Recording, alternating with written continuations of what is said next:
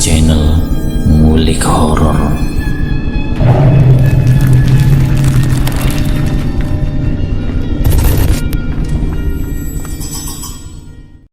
Assalamualaikum warahmatullahi wabarakatuh. Kembali lagi di channel Ngulik Horor.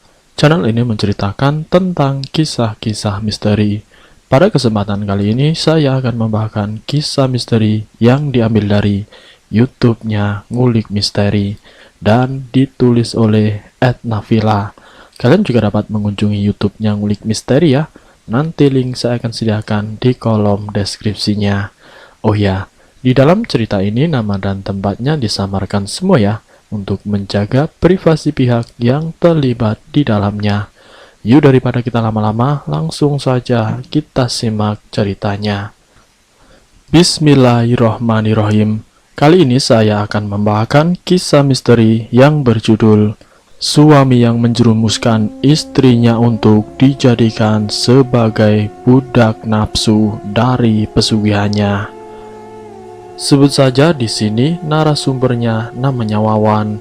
Dia ingin menceritakan tentang pengalamannya, yaitu temannya sebut saja namanya Toto dan juga istrinya namanya Nunung. Awal kisah Wawan yang sebagai sahabat karib atau sahabat dekatnya Toto mengetahui dan sangat paham benar bagaimana karakter dari si Toto yang sampai dirinya melakukan ritual atau melakukan pesugihan. Toto yang pada usia mudanya sebelum dia menikah dengan Nunung, dia dikenal sebagai pemuda yang sangat mapan dengan usahanya yang sangat luar biasa.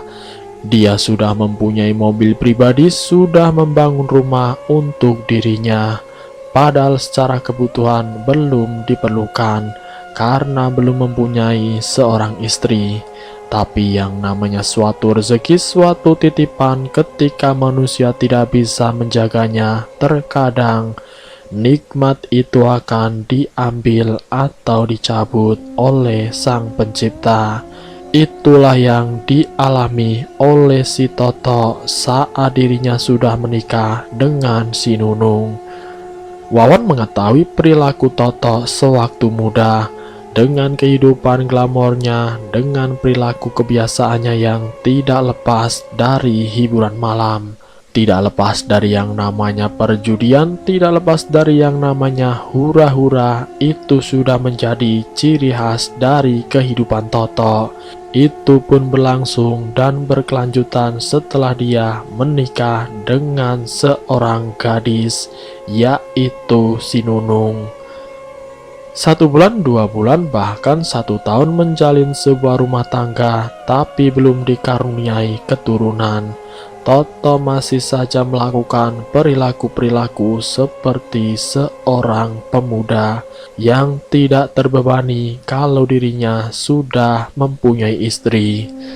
Sebenarnya Wawan yang sebagai narasumber di sini sering mengingatkan perilaku Toto agar lebih menghormati perasaan istrinya. Tetapi jawaban yang didapat Wawan dari si Toto ini sungguh tidak masuk di akal. Kata Toto kalau istri itu cuma buat untuk pelengkap sebagai suami. Nah, ini yang membuat Wawan merasakan bagaimana gelagatnya perilaku si Toto yang tidak benar-benar mau berubah Walaupun Toto sudah menikah. Saat si Nunung ada tanda-tanda kehamilan dan Toto belum juga sadar kalau istrinya sedang hamil, Toto tetap saja perilakunya menghambur-hamburkan uang. Judi, dunia malam pun belum bisa ditinggalkan sampai menjelang kelahiran sang anak yang dilahirkan oleh istrinya. Toto masih saja seperti sebelum-sebelumnya. Perilaku Toto berkelanjutan dan tidak mau merubah perilakunya. Toto yang memang dasarnya dari karakternya dan juga dari kekayaan yang dimiliki oleh Toto yang secara pendapatannya mungkin tidak akan habis 7 turunan. Tapi setelah 3 bulan kelahiran sang anak, usahanya itu mulai terasa kemundurannya. Dari dia mendapatkan cobaan dan juga dia mendapatkan ujian dari sang kuasa. Tentang Toto yang ketipu, tentang judi yang selalu kalah, dan juga tentang orang terdekat yang dia temui di salah satu hiburan malam. Dengan mudahnya si Toto ini ditipu. Walaupun dia sadar sepenuhnya uang yang dia transfer, uang yang dia serahkan, tapi entah kenapa seakan-akan uang itu ditransfer begitu saja tanpa ada jaminannya. Inilah yang membuat Toto mulai mengalami fase kemunduran di bidang usahanya. Tapi semua itu tidak membuat Toto berubah.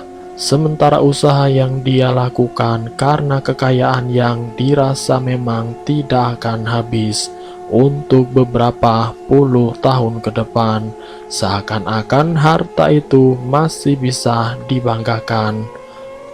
Tapi yang namanya kesombongan manusia dengan kekayaannya, ternyata Wawan mengetahui perilaku bagaimana Toto yang sombong dalam hidupnya. 1 tahun usia anak pertamanya Toto benar-benar mengalami fase yang sangat hancur. Dia tidak hanya habis di usahanya saja, tapi juga habis dimakan oleh bank yang dijadikan sebagai jaminan untuk mengelola usahanya. Toto mempunyai hutang yang jumlahnya tidak bisa dinominalkan, yang membuat Toto ini sangat kebingungan. Dan bahkan secara beban mental, Toto waktu itu mungkin bisa dibilang sedang mengalami depresi. Karena bukan cuma soal pinjaman, tapi dari orang-orang yang berhubungan secara relasi kerjanya yang lewat penagihannya, yang membuat Toto ini mengalami depresi. Setiap hari pasti ada orang yang menagih hutang-hutangnya. Barang-barang mewahnya satu persatu dijual. Dari relasi kerjanya yang secara fase ke fase secara langsung menarik hutangnya dan harus diserahkan. Inilah yang membuat Toto berlari terkadang hampir 1 minggu ke Jakarta, 1 minggu ke Surabaya, 1 minggu keluar Jawa, dikarenakan hutang-hutangnya ini yang semakin menumpuk dan tidak bisa ia lunasi. Sementara itu mobil sudah terjual, aset tanah sudah terjual, dan rumah mewahnya dijaminkan kepada bank. Istrinya yang saat itu mempunyai anak kecil yang berusia kurang lebih 2 tahun ini menjadi momok yang membuat istrinya depresi karena setiap hari harus menemui orang-orang penagih yang berhubungan dengan suaminya. Sampai-sampai setiap hari ia dimaki-maki orang. Setiap hari dia harus menerima cemoohan dan kata-kata kasar dari temannya si Toto. Yang waktu itu Toto selalu kabur-kaburan dari kejaran orang-orang yang menagih hutang-hutangnya. Saat itu Toto menemui Wawan, salah satu teman akrabnya yang membantu kaburnya Toto. Toto yang saat itu mempunyai keinginan hutangnya bisa dilunasi.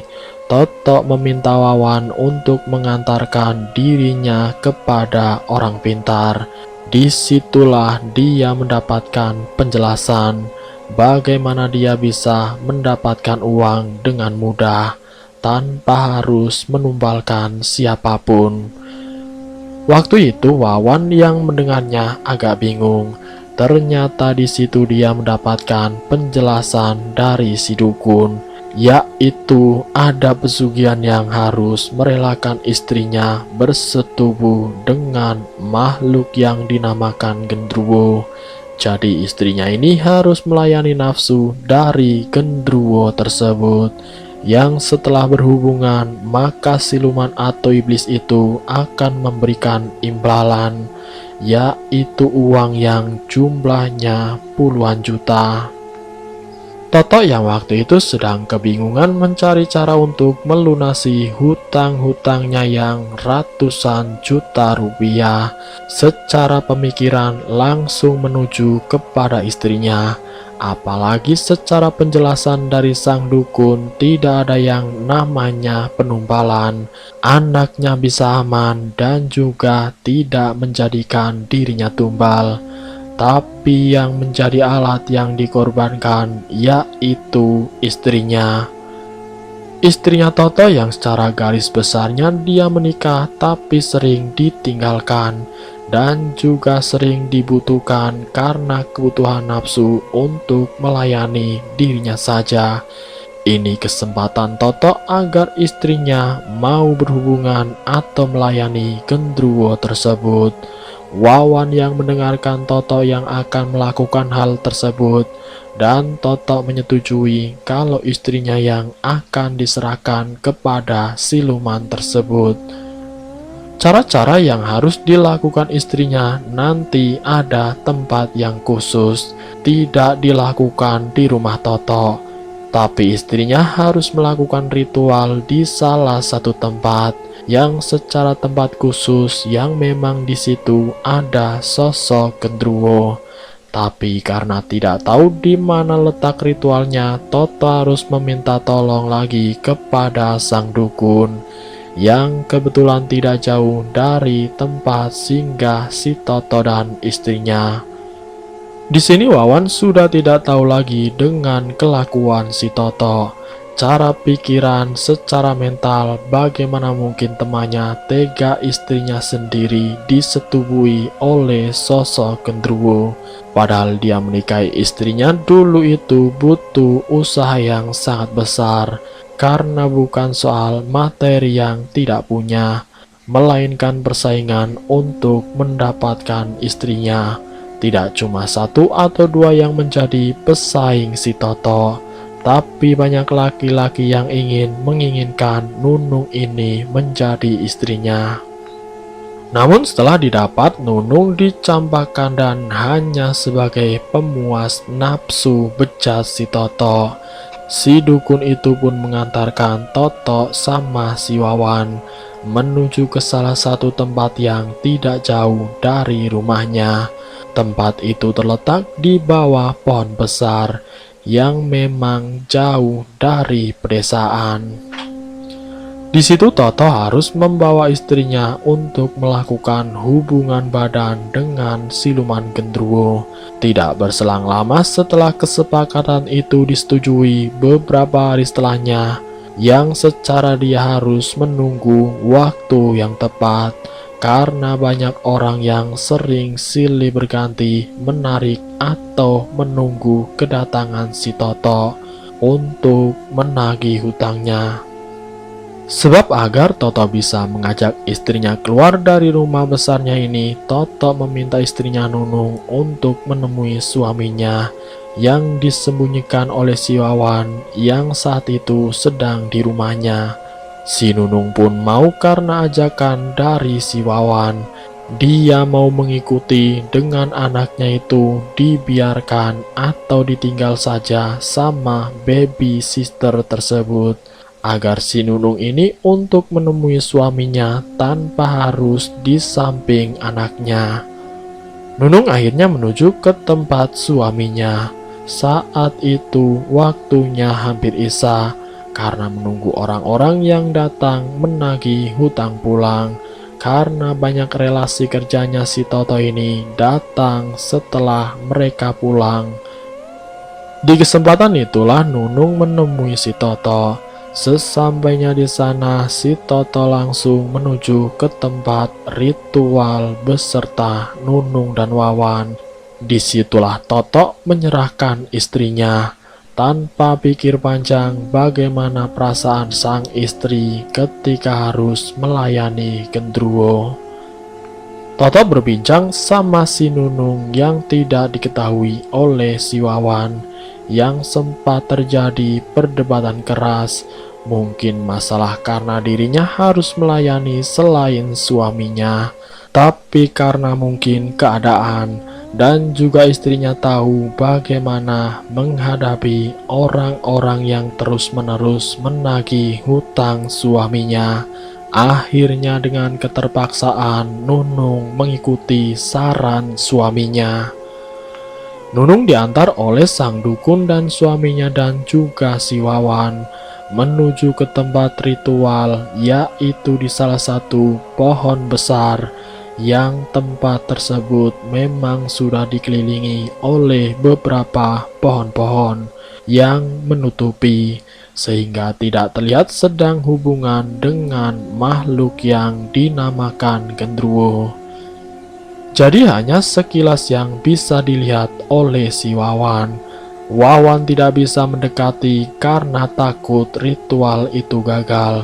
Makanya si Wawan, Toto, dan sang dukun mencoba meninggalkan Nunung sendiri di bawah pohon besar tersebut. Hampir 1 jam lamanya Nunung berhubungan dengan genderuwo itu dan datang dengan air mata juga sedikit darah di bibirnya. Nunung tidak tahu harus berkata apa lagi. Ia hanya menundukkan kepalanya, sementara air mata ini tidak bisa dipungkiri. Wawan tahu kalau Nunung ini benar-benar sangat sakit hati dan juga mentalnya pasti tergoncang. Waktu kurang lebih hampir jam 9 malam Nunung diantar oleh Wawan karena memang Toto ini belum berani pulang ke rumahnya. Takut ada orang yang menagih hutangnya. Setelah sampai di rumah, saat Nunung masuk ke kamarnya, dia ingin membaringkan tubuhnya. Tapi dia melihat uang yang jumlahnya puluhan juta rupiah yang berserakan di atas tempat tidurnya. Uang dari mana ini? Dijelaskan sama si Wawan. Mungkin itu dari sampean berhubungan dengan genderuwo. Jadi itu imbalan yang diberikan oleh siluman terhadap sampean. Nunung pun mulai menyadari. Beginilah caranya yang namanya pesugihan. Si Wawan mengabarkan kepada Toto kalau istrinya sudah mendapatkan uang. Toto yang mendengar kabar kalau istrinya sudah mendapatkan uang dengan kekayaan dan percaya diri, Toto berani pulang ke rumah karena sudah ada uang. Kalau suatu saat atau sewaktu-waktu ada orang yang menagih hutang, Toto bisa membayarnya. Dan mulai saat itulah yang namanya hubungan dengan iblis ini dilakukan setiap saat. Saat suaminya membutuhkan uang, jadi istrinya ini hanya dijadikan budak nafsu oleh suaminya untuk melayani genderuwo, yang nantinya dia bisa mendapatkan kekayaan, dia mendapatkan pesugihannya, dia mendapatkan apa yang diinginkan dari istrinya yang harus melakukan hubungan dengan genderuwo tersebut.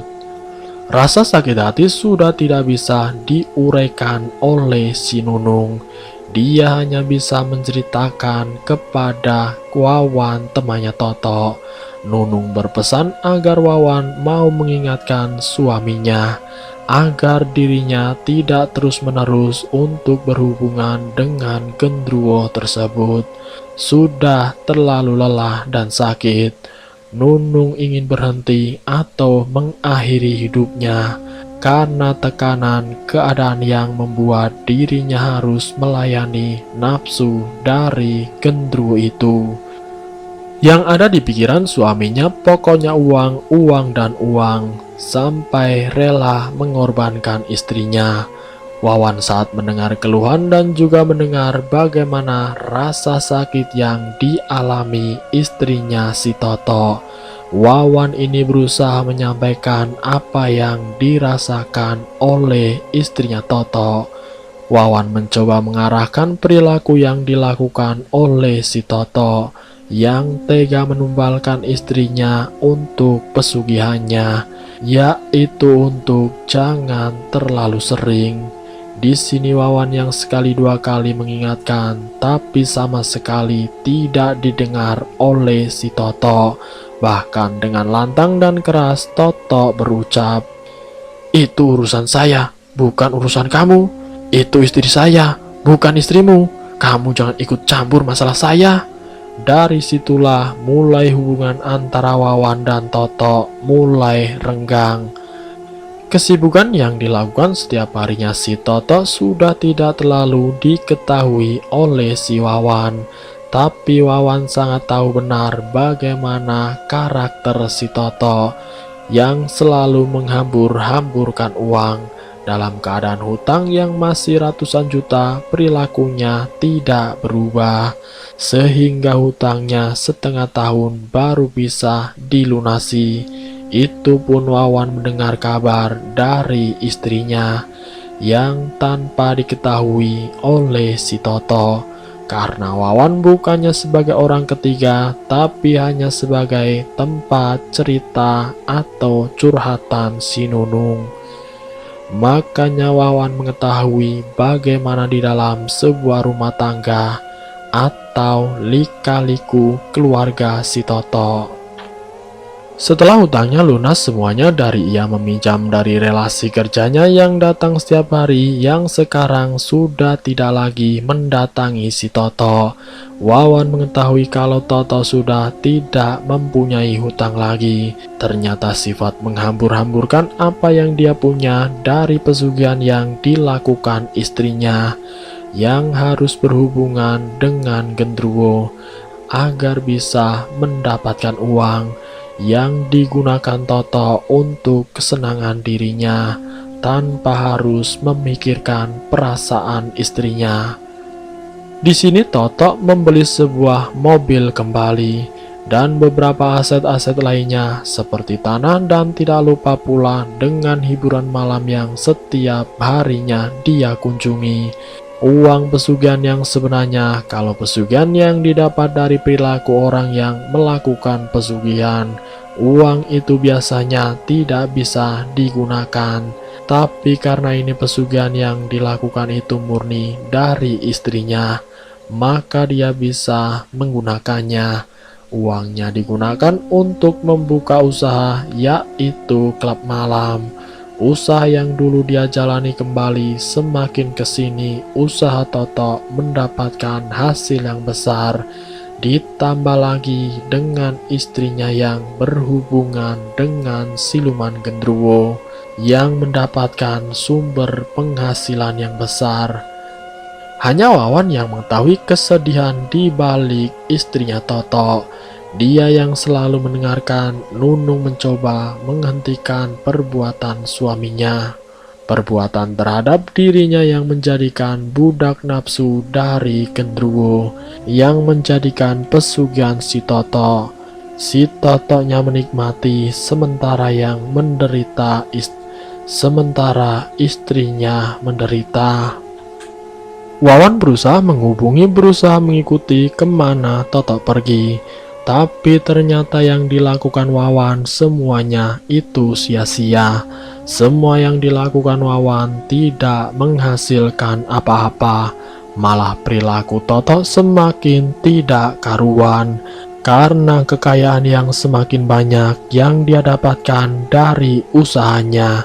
Dan juga dari istrinya yang berhubungan dengan genderuwo. Ritual itu berlanjut sampai beberapa tahun.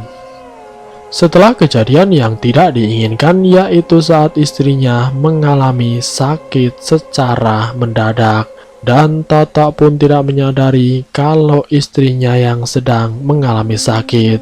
Toto tidak peduli, bahkan memaksa istrinya untuk mendapatkan uang dari berhubungan dengan genderuwo.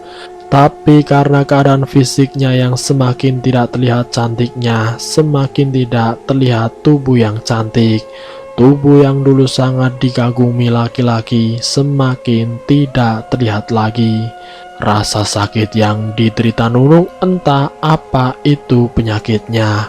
Saat Toto mencoba mengobati atau membawa istrinya Nunung ke salah satu rumah sakit terbesar di kota Jakarta, Saat Toto mencoba mengobati atau membawa istrinya ke salah satu rumah sakit di kota Jakarta, tapi tidak didapati suatu sebab yang mengakibatkan Nunung mengalami sakit. Tapi secara diagnosis dokter tidak ada gejala yang menyebabkan istrinya mengalami keriput. Istrinya mengalami pendarahan, itu hanya penyakit biasa karena kecapean.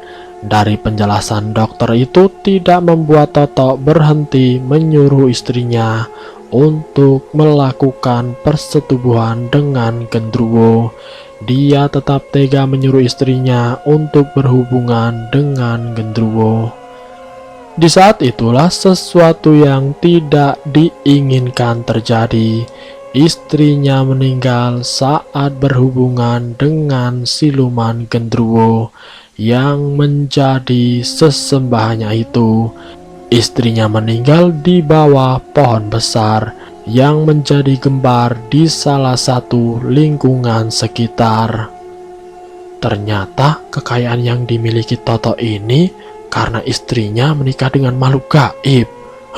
Mana saja cepat kaya, cibir beberapa warga. Karena tekanan dari lingkungan tetangga kalau kekayaan yang dimiliki ternyata berasal dari pesugihan yang membuat Toto tidak kuat hidup di lingkungannya. Karena setiap Toto keluar dari rumahnya dia selalu mendapatkan cemoohan. Masalah itu mulai muncul satu persatu yang membuat Toto tidak lagi betah di rumah itu. Sementara anaknya dititipkan sama babysitter. Si Toto setiap harinya tidak pernah pulang ke rumahnya. Bahkan terdengar kabar kalau anaknya hanya ditinggal sama babysitter. 1 minggu lamanya entah kemana Toto pergi. Namun terdengar kabar kalau Toto ini mengalami kerugian di bidang usaha yang dilakukan di salah satu klub malam, yang ternyata ada kasus tentang obat-obatan terlarang. Satu klub malam tersebut yang baru dibeli, namun masalah sudah datang. Toto terus menggunakan aset-asetnya untuk denda dan untuk orang-orang yang pernah bekerja untuk mengeluarkan orang-orang yang ada di dalam sel yang pernah bekerja untuk dirinya. 1 tahun harta kekayaan yang dirasa Toto tidak bakalan habis, tapi hanya 1 tahun harta yang dimiliki Toto habis tidak tersisa. Toto pun memberanikan diri hutang lagi dengan orang yang pernah dulu ia pinjami. Masalah mulai terlihat. Dari situ Toto sudah tidak terlihat lagi batang hidungnya. Sementara sekarang anak tunggalnya yang mengurusi Wawan. Rumah mewahnya pun sudah terjual. Mobil yang tidak terpakai pun sudah ditarik oleh orang-orang disuruh untuk menagih hutangnya si Toto. Yang ada hanyalah penderitaan yang dialami si Toto. Dan sampai saat ini Toto tidak diketahui di mana rimbanya. Wawan pun tidak mengetahui keberadaan si Toto, yang membuat Wawan ini kasihan dengan anaknya. Dan akhirnya Wawan pun mengadopsi anak si Toto. Dan selesai. Itulah kisah misteri yang berjudul Suami Bejat. Semoga dari kisah ini kita bisa mengambil hikmah dan pelajarannya. Ambil sisi positifnya dan buang jauh-jauh sisi negatifnya. Terima kasih sudah mampir di channel kami. Jika kalian tertarik dengan video kami, silahkan tekan tombol like, share, dan komen. Tekan subscribe untuk mengikuti video kami selanjutnya.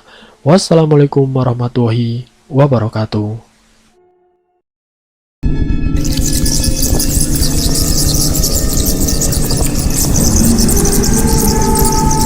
Selamat datang di channel Ngulik Horor.